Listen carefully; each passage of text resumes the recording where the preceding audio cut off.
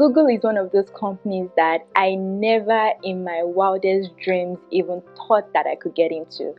Like, when I was applying for jobs, I didn't even apply to Google because I didn't think I had a chance. I thought it was just like one of those companies that was for super, super, super smart people and like the top 1% of the IQs. And then when the recruiter reached out to me back in August of last year and said, "Hey Moya, I came across your profile and I think you'd be a great fit for one of our technical program manager roles," I was like, what? What? Google reached out to me? Me? I was like, oh my goodness, this is crazy. So I was even like super pumped that I got called in the first place. I mean, if you check out the acceptance rate for Google, it's like what, 0.67%? That's way less than your chances of getting into Harvard. Yes, isn't that crazy?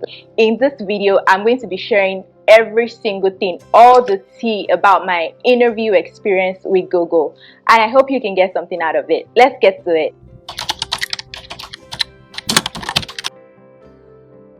My name is Moyo and welcome to the Corporate Baddie. I share all things personal and professional growth on this channel, and please subscribe so you can get notified when I post new videos. Thank you. So like I said, right, the recruiter reached out to me back in August and it was just more of an informational, hey, would you like to get on a quick 30 minutes call to talk about this opportunity? I was like, heck yeah, I'm sure getting on a call with you. And we set up a call. The recruiter just, called me over the phone and gave me a quick brief of, hey, it's a technical program manager role and it's going to be more of like a generic type thing where you get interviewed for just a general technical program manager role, and then you go through this process called team matching if you get past the first few interviews, and then you get to like talk to different teams within Google that are also looking for technical program managers, and you can kind of gauge interest both ways. So you see if you're interested in the team, and in the team, most likely the managers will also see if they are interested in you. And then she gave me all the breakdown, asked about my background. Of course, she already saw this on my LinkedIn because she found me on LinkedIn, and then we just went back and forth with questions and answers, and she was like, okay, so here's what the steps to getting into Google look like.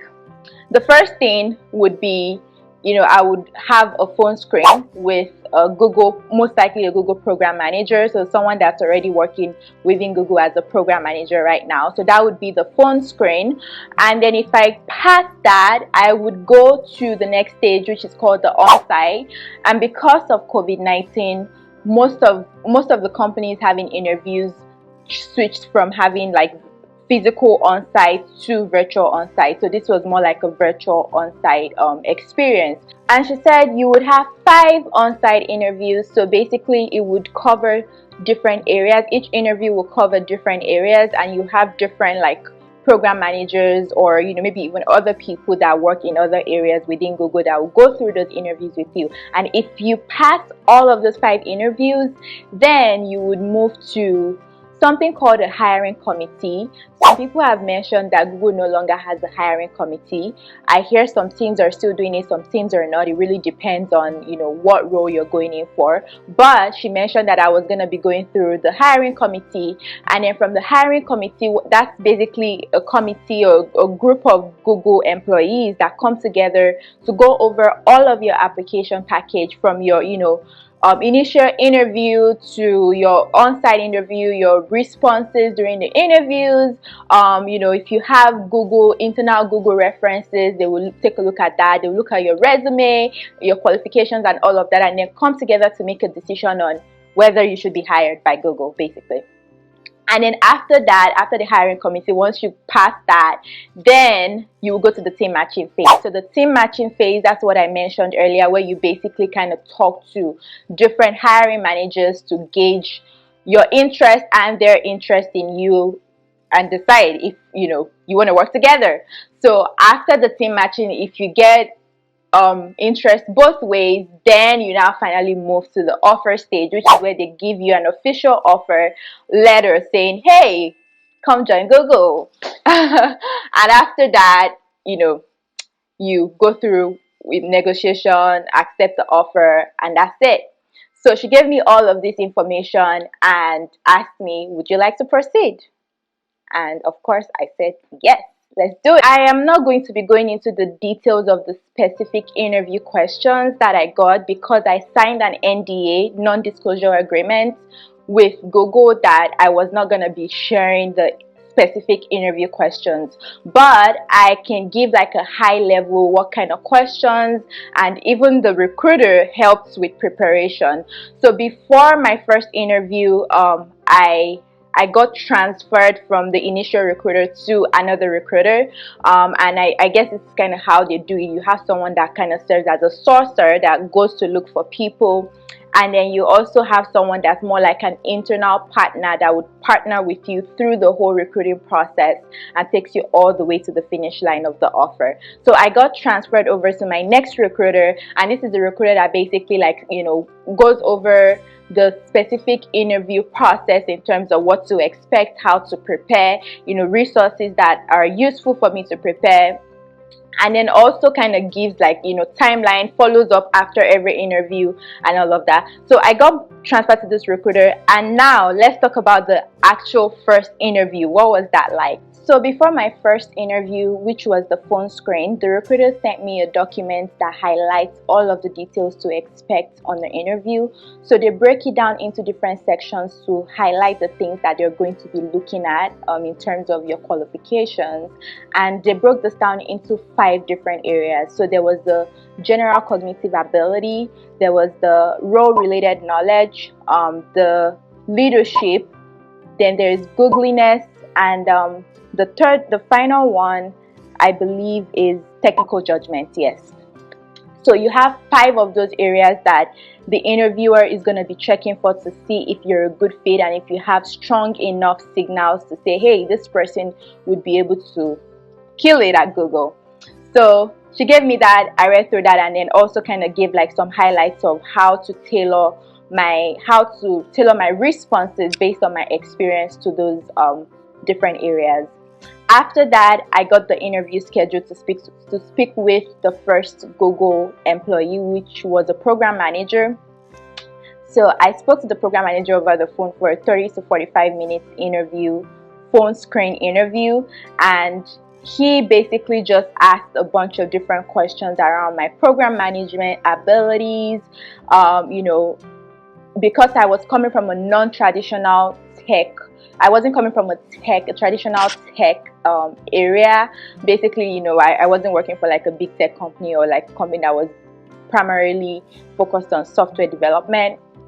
So he was asking me just around how I work with technical folks, how I make technical judgments, try to understand how I manage cross-functional teams, how I deal with conflict, how I, communicate. So he was trying to gauge for all of those different things. And I think for the phone screen, the goal is for them to touch on each area of those 5 different areas that I mentioned earlier. So because it's a short 30 to 45 minutes conversation, the recruiter just tries to cover as much as possible to get signals that, okay, I think this person might be able to move forward to the next stage of the interview process. So about 3 days after my phone screen, I reached out to my recruiter. Hey, what's going on? How did I do? What's the feedback? The recruiter was out of office, but she did get back in touch with me, I think 2 days after that. So about a week from my first phone screen, she mentioned, hey, I got great feedback from your interviewer. We are going to be moving on to the next stage, which is the on-site. I was so excited. I was happy. I was like, oh my gosh. To be honest, guys, I didn't think I did well in the phone screen. I'm pretty hard on myself, and I tend to be very critical when it comes to like interviews. So after the conversation, I was almost certain that I was not going to get a call back. And I was like, well, I got called by Google. That's all that matters. It means they saw something in me. And, I do have what it takes to at least, get past the initial hurdle of getting myself noticed by Google. So I'm like, okay. But the recruiter came back and said, we're moving on to the next stage, the virtual on-site. For the virtual on-site, like I mentioned, it was 5 interviews, and each of the interviewers would be covering at least 2 out of the 5 areas that I mentioned earlier. So I mentioned general cognitive ability, which is GCA, the role-related knowledge, which is RRK, leadership, technical judgment, and Googliness. So each interviewer will be evaluating me based on at least 2 of those items. So each of the interviews lasted for 45 minutes. And typically they try to ask you interview questions for about 30 minutes, and then they leave the remaining 15 minutes for you to kind of ask them questions as well. So I had to set aside maybe about 5 hours when I was scheduling the interviews so I could have everything back to back, but I wasn't able to get that timing. I couldn't get that stretch of time in my schedule, so I broke it down into 2 days. I had 3 interviews, I think on a Tuesday, and then I had the remaining 2 on a Thursday. So it kind of gave me a break. It really depends on how you feel about going through like a stretch of 5 hours. I've done it for other interviews. Whichever way, there's pros and cons to both. So for me, sometimes I just like to get it out of the way at once. I know, okay, I'm done with these interviews. But sometimes it could also be overwhelming and you get tired because you're talking the whole time. So it could get very tiring, and you can decide to break it down into 2 days. Like I said, I can't go into details of the questions, but one thing I would say is that make sure that you're using your recruiter's resources. If they don't give you resources to prepare for the interview, make sure you ask. The recruiter is supposed to be a partner. They're supposed to help you in the job process, in the recruiting, through the recruiting process. They're supposed to help you out. They're supposed to be a partner. They're supposed to be like kind of like a support for you throughout the whole process. So if you're not getting that kind of support, have that conversation and let them know, hey, are there any resources that would be helpful for me to prepare? Is there anything that I need to be looking at or paying attention to or highlighting? And they can try to answer some of those questions for you. So each of the interviewers, they've been prepped on what to say, and they're taking notes the whole time as you're talking. So they're asking you questions. A lot of them try to make it like conversational and like, hey, they give you scenarios. So the different questions, some of them were behavioral, some of them were hypothetical. So behavioral questions would be like, what experience of this particular thing have you had in the past? Like, tell me about a time that, you managed conflict, or tell me about a time that this, just look up behavioral questions for program managers. I do have a lot of resources that helped, and I'm going to share in a whole different video some of the resources that helped me prep for this Google interview. So make sure to look in the description box, and also make sure to like and subscribe so you can get notifications for my future videos. I'm going to be speaking a lot about this whole Google experience, and I'm not going to be able to cover everything in one video. They're not expecting you to answer all the questions 100%. At least that's what they say. You don't have to. A lot of the questions that you get, they're not. There's more than one answers to them. The way it works, I mean, of course, except for like the behavioral questions, which you just basically go back to your past experiences to pull from. But for the hypotheticals, a lot of times it's like, tell me, what would you do in this kind of situation? And you're just like, okay, they're looking at your thought process, how you're thinking through the problems, are you asking questions and all of that. And again, I'm going to be covering a lot of this in my preparation. So just try to look up other resources as well that you think could be helpful for you in articulating your experience for the behavioral part. How did I feel throughout the process? Honestly, the interviews were hard. I'm not going to lie to you guys, they were hard. For me, not having any experience within the tech industry, I had to do a lot of studying, a lot of preparation, a lot of, trying to see how I can tell my story to show that my past experience would be relevant to Google, and I would be an asset for them. So that was something that was really, really, time consuming. It was tasking for me. But overall, I thought I tried my best. As usual, I was like, yeah, I don't know, they might just come back and tell me no. Maybe I was just like subconsciously preparing myself for that rejection. But the following week, I decided to reach out to the recruiter and say, hey, have you started getting feedback? Because I had feedback. I started getting feedback because I had an interview, 3 interviews earlier in the week, and I thought, okay, people will start submitting feedback. So basically, the interviewers will send their feedback to the recruiter once they're done, and they type everything up and just basically give their recommendation as to hire or no hire.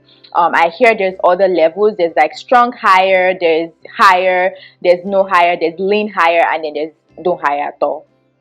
So depending on, they don't tell you which each interviewer gave you. The recruiters will just give like a more generic, like, this was how you did and we're moving on, or it's a no for us. So the recruiter was like, yeah, I'm still getting feedback, but let's schedule a call to chat. And then by the end of the following week, I had a call with the recruiter, and she was like, we did get feedback, and we're going to be moving forward. You did great, which was good, but it was not for the level that we originally interviewed you for.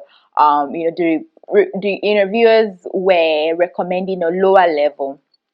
So basically, I think they were bringing me up at the higher level for my experience level initially. So they usually schedule the interviews based on what level that you're going to be going into. Experience level you'll be going into at Google. And then she was like, yeah, they think that you'll be more successful if you were to come in at a lower level based on your interview performance.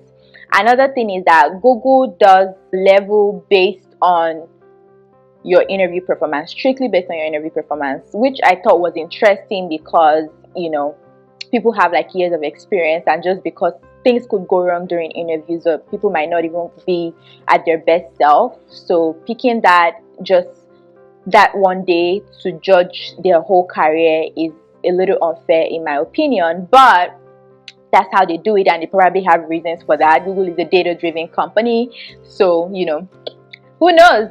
But anyways, and now we're moving to the next stage, which is team matching. This video is getting a little longer than I originally anticipated it would be, so I'm going to break it up. We're going to talk about the rest of my experience in the next video, so don't forget to subscribe so you can get notified when I drop that next video. Thank you guys, it's been great. Talk to you later. Bye.